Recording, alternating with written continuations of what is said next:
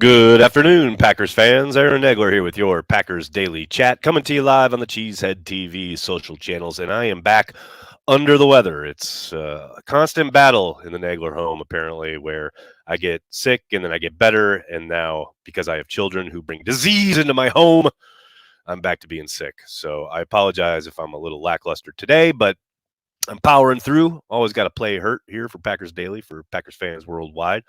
And maybe that's what's got me thinking about today's topic. But man, and I use the term we here because I'm including myself, we Packers fans, we can be a miserable bunch. For a team that has had as much success on the field, and yes, I understand championships haven't flowed the way many of us would prefer. Man, they've won a lot of football games over the last decade plus, and you just tune into any Packers show, any Packers account, any Packers entity, and there is just a lot of bitching, man. There is a lot of bitching. And look, I know that's human nature, and I know the internet is certainly a creature of trying to dig out the negativity in people. But man, it does seem each and every offseason it gets a little worse. And maybe that's because we come in with such high expectations every season only to have them crushed. I understand people reaching for things and people to blame. But man, you step back and you look at the Green Bay Packers, and man, I wouldn't want to be a fan of any other team. Now, you can call that Stockholm Syndrome if you want, and I'll understand if you do, but man, I love the Green Bay Packers. And I, again, am including myself in the need to kind of take a step back on our day in and day out, bitching about this or that, or however this is being handled, or whatever they're doing with that. And just, I mean, there are so many programs out there. There are so many franchises where you can point and look at and go, holy cow, I'm glad I'm not them. I mean, I understand that I'm older, so I have a frame of reference of the 70s and 80s to look back upon and go, God, it's so nice not to be back there.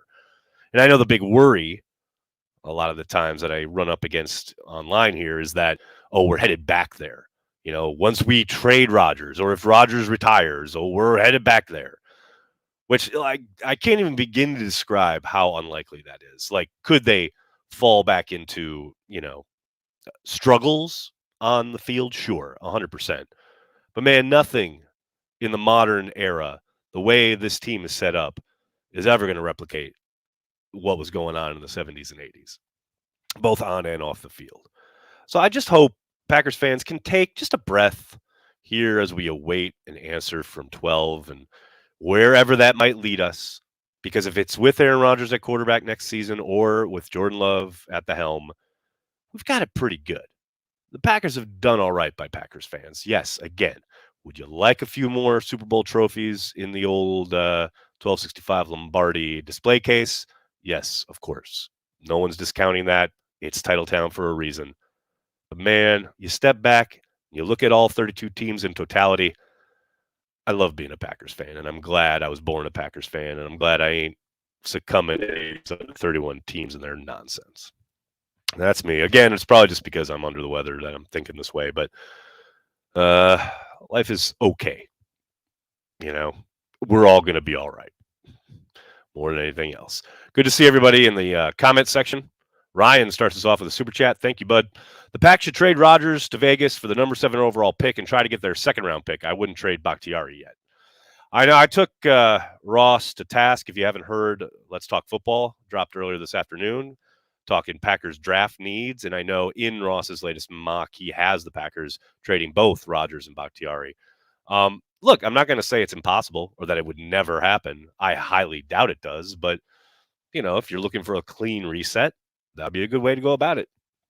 To your point, I'd love if the Packers are able to do that. I don't think that's going to be in the cards, though. Giving over the 7th overall pick for a player who may only play 1 year, let alone another additional pick.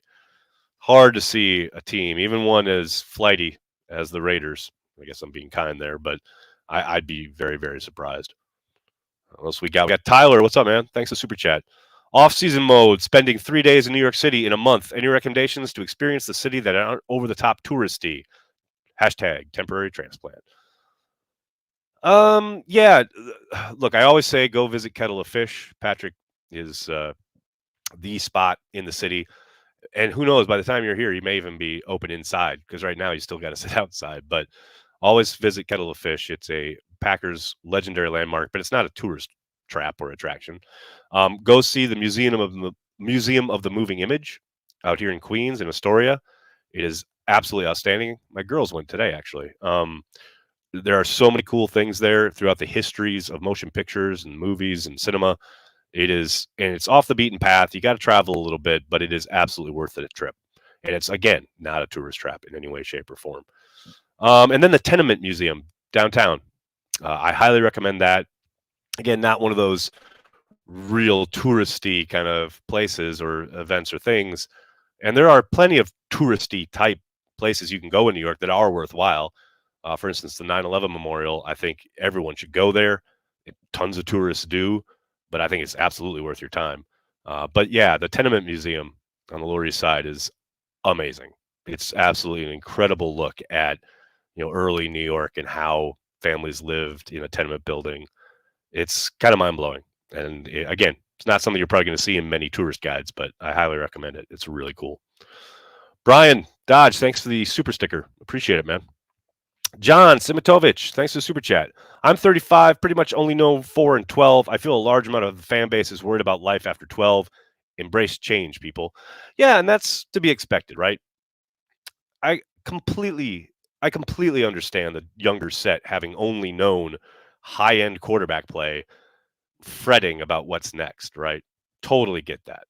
But, let's give Jordan Love a shot before we damn him to mediocrity, But I understand it. Like I said, like if you are younger, you probably have only known winning football and high-end Hall of Fame worthy quarterback play for all of your life. It's only those of you who remember the great Randy Wright who can understand where I'm coming from, perspective-wise. I'm kind of kidding, but I totally feel that, John. I totally get it. What else we got? Gary, thanks for the super chat. Of the 7 players whose contracts voided out yesterday, do any stand out to you for getting re-signed later? Yeah, Gary, I mentioned this on a daily a couple days ago. I think Tunyon is a likely re-sign. No inside info on that, obviously, but I think there's a good chance he's back. And then I think if Aaron Rodgers is back, I'm pretty sure Mercedes would be back. But that's no given. But those are the 2 that jump out of the 7 that voided. Kettle Beach, yes, New York Cheesehead. TKM, thanks to the super chat.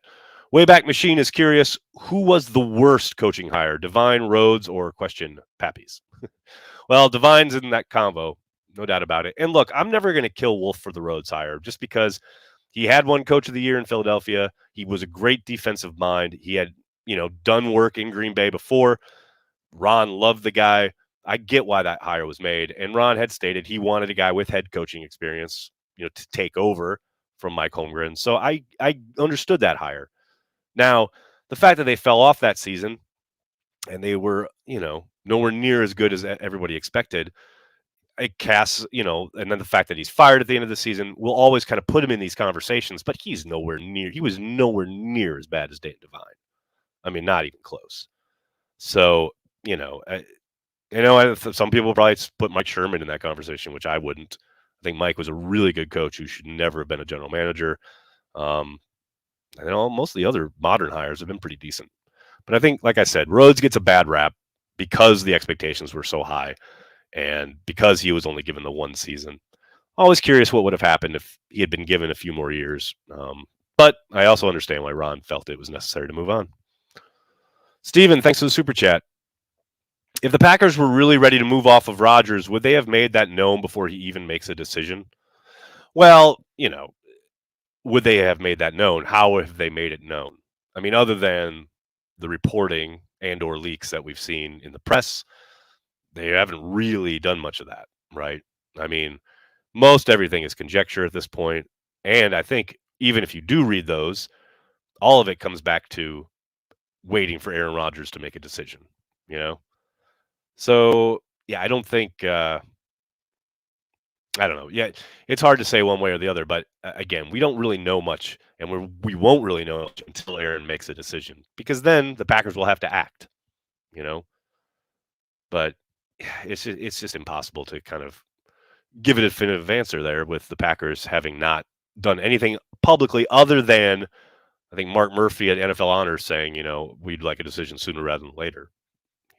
Outside of that, and Brian, of course, with his comments at the end of the year, we'd like him back, etc. I think that falls under the "what do you expect him to say" category, but you never know. Soder, thanks for the super chat. Watch the replay of Super Bowl 45. Got me feeling melancholy. Melancholy? They won the Super Bowl. Soder, pick it up, man. Brian, thanks for the super chat. I wish I knew what reports to believe on 12. We're all over the place. Where are your thoughts at? Just waiting for a decision from the darkness. That's where I'm at. Look, and I think it's a fluid thing. I think we're always going to hear things from different avenues and different perspectives. For instance, Spoon's report that Brian had said, he's ready to move on. I buy that. McGinn's reporting, even though it's all over the map and scattershot, I'm sure he has heard something akin to what he's talking about in that podcast. But that doesn't take into account the people who are ultimately in that conversation. Brian's obviously one of them, but so is Russ, so is Matt, and so is Mark. That's ultimately the group that's going to make this decision. So I do not doubt for a moment that some of this, reporting has to be taken with a gigantic grain of salt. But I think it's best if we just wait. And, I said this when we dropped the video about it was time for Rodgers watch. It's best if we wait for Aaron's decision, and that's really what's kind of frustrating in this daily kind of existence online where, you just have to wait, and the internet doesn't do waiting very well. But that's where we're at. What else we got? How about Dan Devine is fine? There you go, Dusty. Dusty knows what's up. You know what will make Packers fans happy? A cold can of Carry the G. Now you're talking, Dusty. That's what I'm talking about. Is Aaron out of his cocoon? I don't know. I'm assuming so.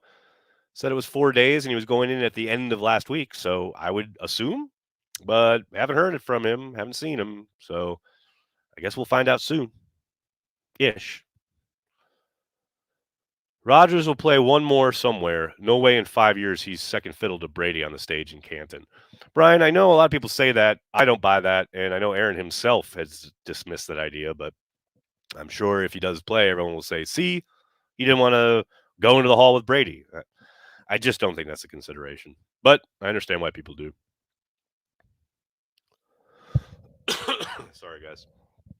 If the Packers and Rodgers both agree to move on and they can only get a second or third, do they still make the deal? Yeah, I think so, J-Rock. I mean, they got a third for Favre. Yeah, it's what the market will bear, right? And if it is down to that is what it's going to what the going offer is for a soon-to-be 40-year-old, I think if both parties want to move on, yeah, I think the Packers will make that move. Now, I'm sure the internet will explode if that happens, especially in light of the fact that they could have made that move last year and gotten a king's ransom comparatively. But we will cross that bridge when we come to it. He's lost in the dark, can't find his way out. There you go. 12 is in the darkness thinking about how to spend that money. Finally watched the Madden special. It was fantastic. Lots of great memories. Nick, that whole program is incredible. Such a good doc. And I'm just so happy that it premiered and Matt himself got to see it. No one ever forget, like that premiered and then he passed shortly then after. So I'm just really happy he got to see it. And yeah, I mean, I think we all, who grew up with Madden on the call, let alone watching him patrol the sidelines for the Raiders. I mean, the man was football. The man still is. His name is football. So yeah, that doc is incredible. If you haven't seen it yet, I highly recommend it. It is absolutely outstanding. I couldn't find Carry the G when I was in Green Bay. Did drink a lot of Spotted Cow. That's all right, New York Cheesehead. I mean, that's like, searching for the backup quarterback, but finding the starter. So that's all right.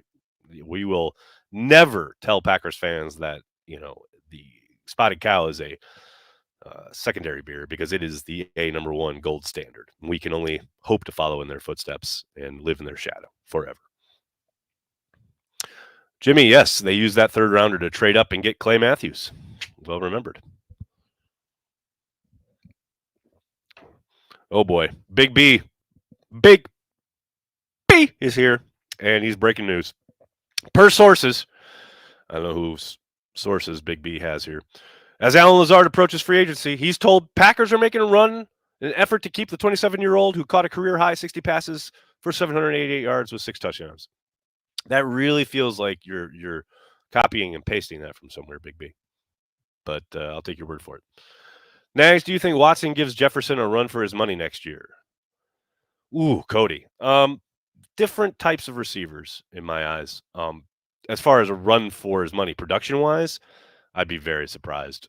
I think the sky is the limit. I think he's going to score a lot of points and put up a lot of yards. But, man, Jefferson, he's doing shit that ain't been done since Moss. And I don't, want to discount Christian's ability or his ceiling.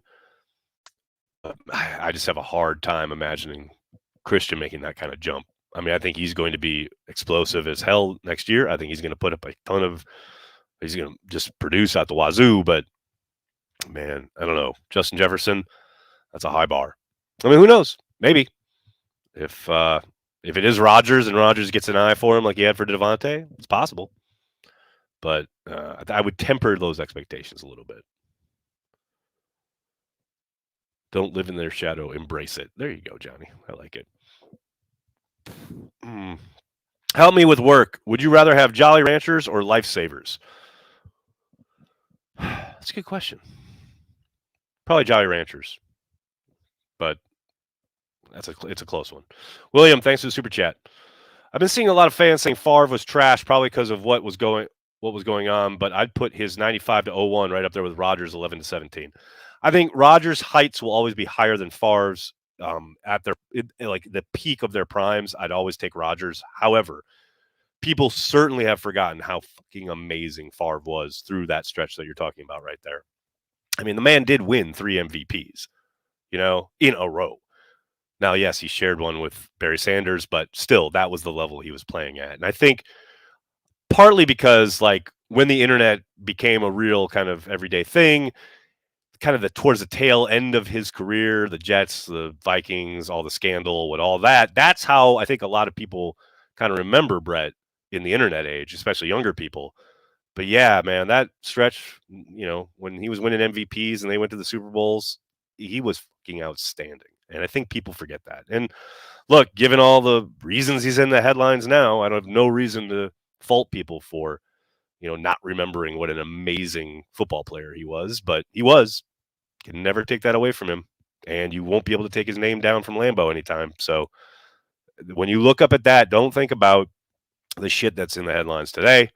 Think about his play from 95 to 01 because that's there. No question. Vex, thanks for the super chat. What are the expectations once 12 is gone? How long does the current regime have? Well, I mean, clearly there are a lot of levels there, right? Now, the assumption would be that you're transitioning to Jordan Love, and because of the fact that he's been in the building for at least 3 years, maybe 4 at the time he actually gets to be a starter, the playoffs are the goal each and every year, but they're definitely a goal, the starting goal for a first-year starter on a team where he's been developing for 3-4 years. I think they've got probably a little longer leash than some Packers fans would prefer, but they did all just sign contract extensions last season, and this is going to be a transition whenever it occurs of pretty seismic proportions. So I think at least 3 or 4 years. That would be my expectation. Now, that's provided they don't bottom out and become like a 4-win football team, because if that happens, then all bets are off. But I don't foresee that happening. I think they're going to be good for a while. The question is can they be great? And that's ultimately what we're all bated breath for, trying to find out.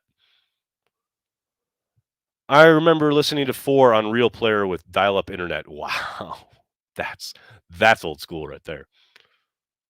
I remember Brett 26 interceptions in 1 year. Yeah, that happened too. including 6 interceptions in a playoff game. I was at Houdini's in Appleton. That was an afternoon, let me tell you.